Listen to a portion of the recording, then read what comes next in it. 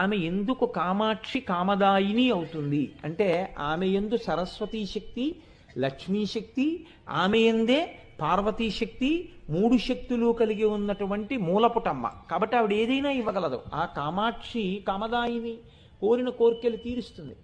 ఒక్కసారి అమ్మవారి దేవాలయ ప్రవేశం చేసి నమస్కరించినటువంటి వాడు నేను ఇది పొందలేకపోయాను అని వెనక్కి వచ్చినటువంటి సందర్భం ఉండదు. నిజాయితీగా ప్రార్థన చేయడం అన్నది జరిగితే నాకు బాగా వేదన రావాలి, ఒక బ్రహ్మచారి కోరికే, ఎవరి వల్ల తీరాలి?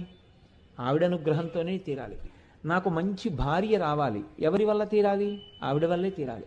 నాకు మంచి సంతానం కలగాలి, ఎవరి వల్ల తీరాలి? ఆవిడ వల్లే తీరాలి. నాకు వైరాగ్యం కావాలి, ఎవరి వల్ల రావాలి? ఆవిడ వల్లే రావాలి. జ్ఞానము కావాలి, ఎవరి వల్ల రావాలి? ఆవిడ వల్లే రావాలి.